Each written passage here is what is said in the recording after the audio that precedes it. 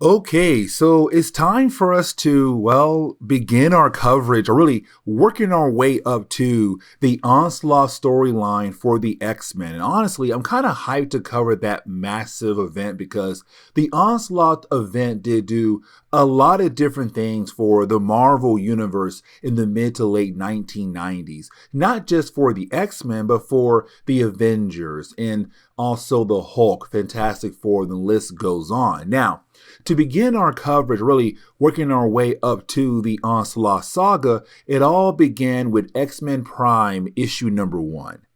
And X-Men Prime issue number 1 was really more of kind of like, okay, you know what? We just wrapped up Age of Apocalypse. We're now going back into the original reality for the X-Men. And so with all that being said, we're going to bring back all the titles that you were reading prior to Age of Apocalypse. Wolverine, Cable, X-Men, Uncanny X-Men, and the list goes on. But also giving us new books as well. But when it came to X-Men Prime, it's more of like, okay, this is the starting point of our new fresh beginning for the X-Men. You read this book right here to figure out what is all the different X-teens or X-characters are currently going through and what other things could pop off for our heroes as we begin this new era for X-Men comics. So X-Men Prime number 1 did a lot of different things for the X-Men.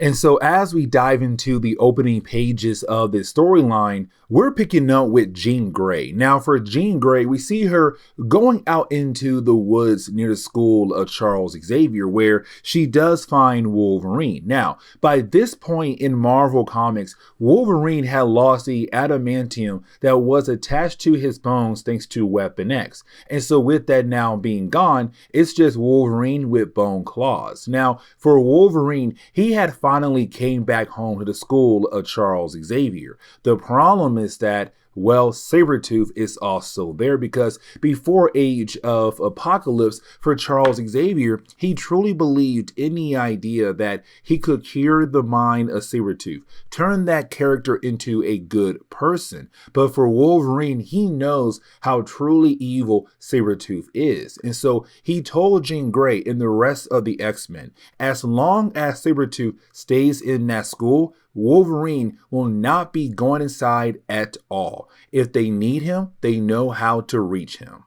Now, when it comes to Bishop in this one particular issue, we do learn that for Bishop, he's kind of going through a lot. And here's the reason why. Because for Bishop, he was a character who was technically able to live a life in the alternate reality, better known as Age of Apocalypse. When it came to Legion killing off Charles Xavier, which of course brought in that brand new timeline, when you had all the different X characters disappear because a brand new timeline was coming into the picture, Bishop did not. And here's the reason why. Because Bishop is a man at a time. We have no idea what timeline Bishop comes from just yet.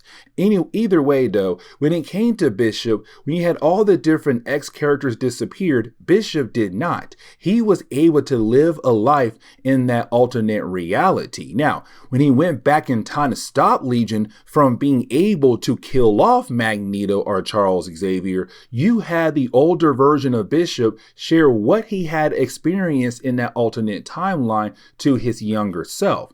And so now for present day Bishop in this reality here, he's kind of having dreams of different things the other Bishop had experienced over in the Age of Apocalypse timeline. And so for Charles Xavier, he does not truly understand what's going on with the mind of Bishop because technically no one knows about that alternate reality. But now we pick up with a character known as Dennis Hogan. Now, Dennis Hogan is going to be used as a way for the X-Men to know what's to come for their future. Like, what is going to happen across the world when it comes to mutants versus humans. And you'll see what I mean as we go through the next few sections of this storyline. Really, the next section really shows you what's going to happen because we have to transition over to Trish Tilby. Now, Trish Tilby is better known as the somewhat girlfriend to Beast. Like, technically they are dating, but we really haven't seen them together in a very long time. Now, for Trish, she is a reporter. And here's the thing, because she has a massive story that's going to change everything when it comes to mutants and humans. And the whole idea of that story is about the legacy virus. Now, we have not talked about the virus in a very long time, but the virus came from the future where Cable and Strife are from. When it came to Strife, he had released the virus out in the past, or in our case, the present day. And the virus was originally killing off mutants across the world at a very rapid pace. But now the virus is beginning to target humans as well. And right now, there's only one case, and that would be Moira McTaggart. But the thing is, the rest of the world does not really know about the legacy virus. Well, they're about to find out about the virus. But we have to transition over to X Factor. Now, for X Factor, they're going after Mystique, kind of picking up where we last saw them prior to Age of Apocalypse. Now, it's also Mystique trying her best to do some damage to a nearby Sentinel facility. But while you have Forge trying his best to turn off the bomb that she had planted, you have the rest of the X Factor team try their best to chase her down. Except for Mystique, as she's trying to get away, somebody is able to attack her and knock her out. Now, Val Cooper finds her, but the question is right now, who had attacked Mystique? Now we have to begin the idea of us learning that there's something going on with the X-Men. Like, besides Bishop and also possibly Wolverine, we have something going on with Storm. Really, somebody close to Storm, because you have Beast and Cyclops making dinner for everybody, but they have to deliver dinner over to Storm. Now, while you have the two characters heading over to where Storm could be at, you didn't have Bishop appear. And with Bishop appearing, he begins to attack both Beast and Cyclops, because his mind right now is having flashbacks to the Age of Apocalypse timeline. And in that timeline, Beast was evil, better known as Dark Beast, and when it came to Cyclops, he was evil at first, but he turned good at the end of that storyline. But for Bishop, in reality, all he remembers was Beast was evil and so was Cyclops. So when they walk by Bishop, he begins to attack them. Now you do have our two heroes being able to bring Bishop back into reality, kind of like, dude, what in the world are you even talking about? You said we're working for the High Lord. Who in the world is the High Lord? And so for Bishop, he's kind of wondering what in the world is going on with his mind. But while that was going on, for Dennis, he arrived at the diner. Now, at this diner, there is a TV. And this TV is going to be really important when it comes to Trish telling the world about the mutant race and the legacy virus. But for Dennis, we get the idea that, yes, he is a mutant, but he might transform into a different form that could scare everyone in that room. But now we can go ahead and begin to talk about a fan favorite character, because while we're working our coverage over the X-Men, you guys were waiting for this moment to get our first look of Marrow. But technically, this is not her first appearance in Marvel Comics. We met Marrow as a child back in Cable issue number 15. When it came to the Morlocks, as we all know, most of them were killed off in the Mutant Massacre. Now you fast forward, you didn't have Michael, the older brother to Colossus, kill off the rest of the Morlocks, but some of them did technically stay alive, and one of them was Marrow. Now she was a child who came out of the darkness to tell Cable and Domino that, hey, listen, the rest of the Morlocks who are with me, we're not technically ready to come out of hiding. But here comes the big catch. She was a child.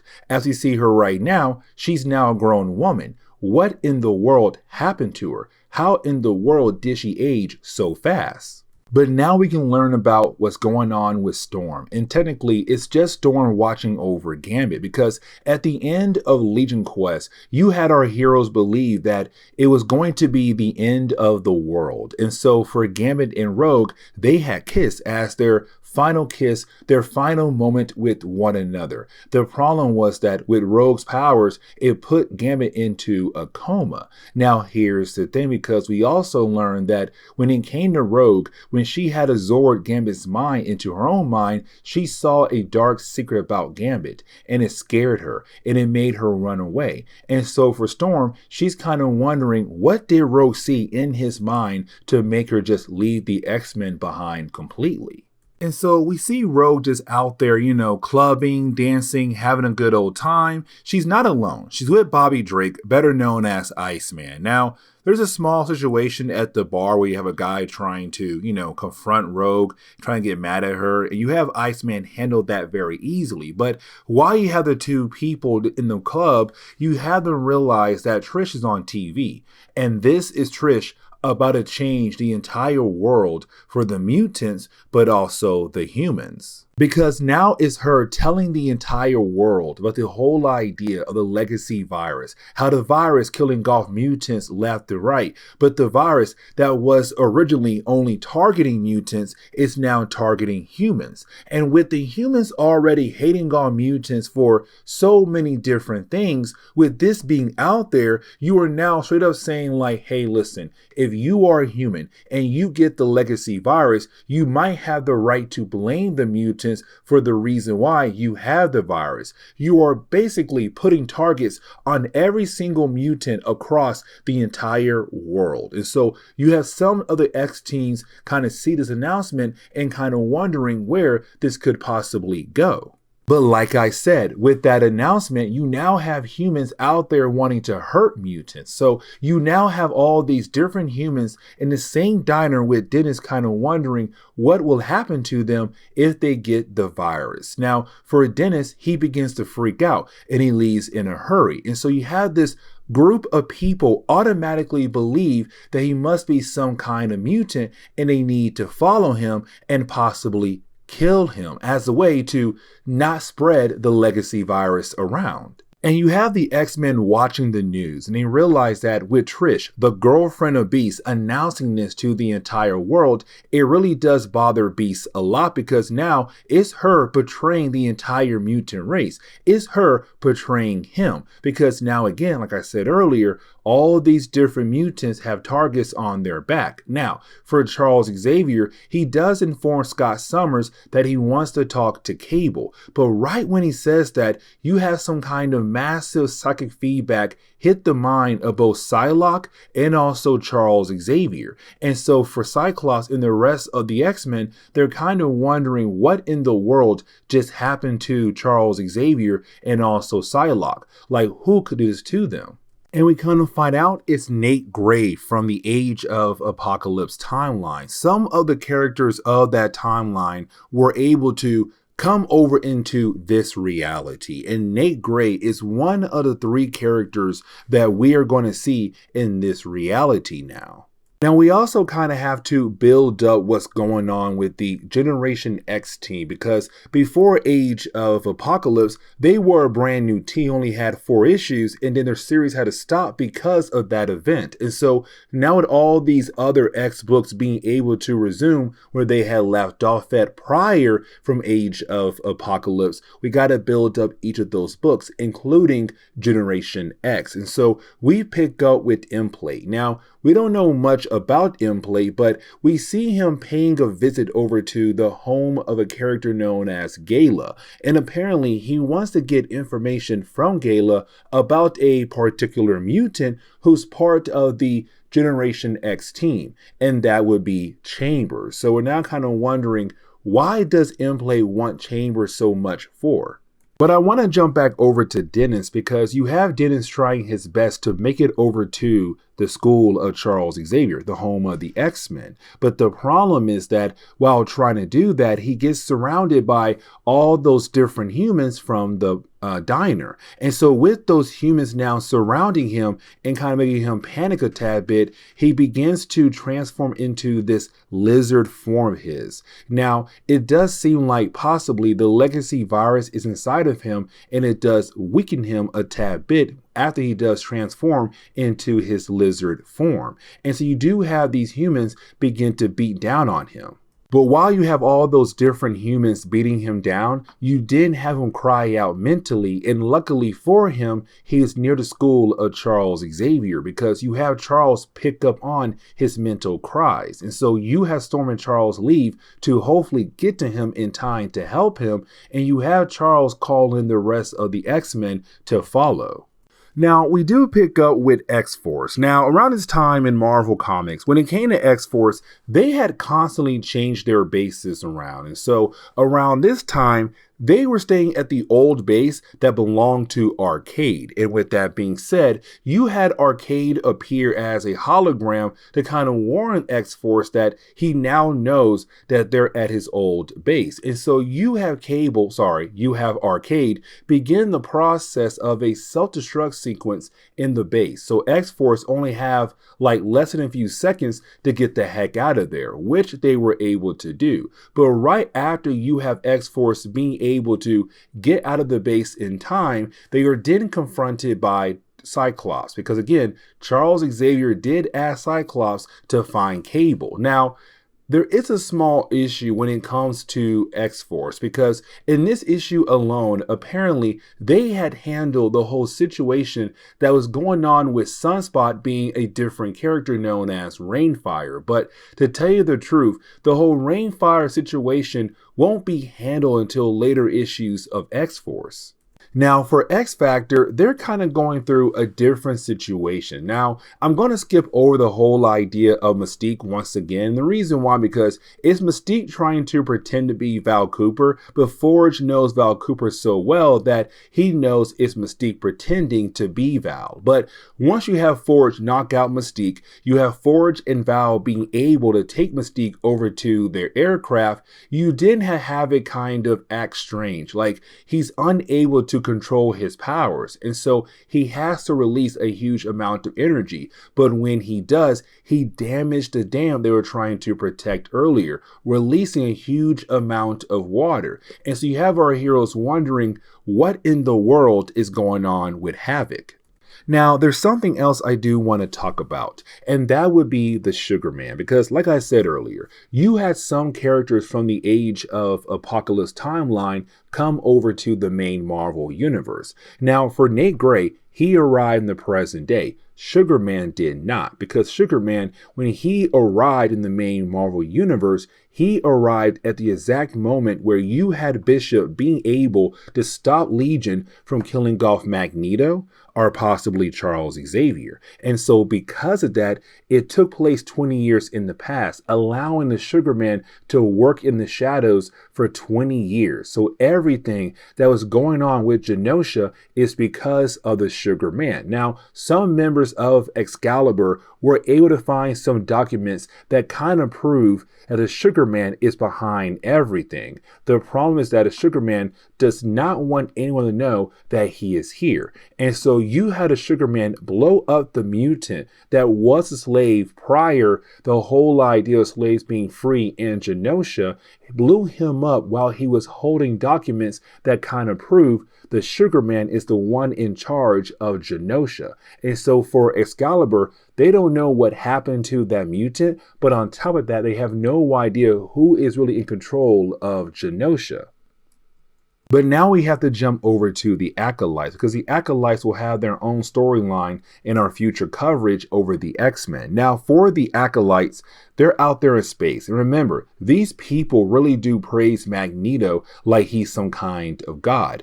Now, at this moment in time, Magneto is currently kind of brain dead thanks to Charles Xavier shutting down the mind of Magneto. But with that being said, you have the Acolytes realize that there's something out there in the middle of space. And so you have the Acolytes go out of their way to try to retrieve that item. Now, when they get closer, all they find is huge block of ice that they're not really able to melt down. But you didn't have the Acolytes realize there's somebody or something that's stuck inside the ice, and most likely it is alive. Now, there is another character that was able to come into this reality, and that would be Dark Beast. Now, for Dark Beast, like Sugar Man, he arrived in the past, the same time point where you had Bishop stop Legion from killing off Charles Xavier and Magneto, or one of the two. But for Dark Beast, he arrived 20 years in the past, and just like Sugar Man,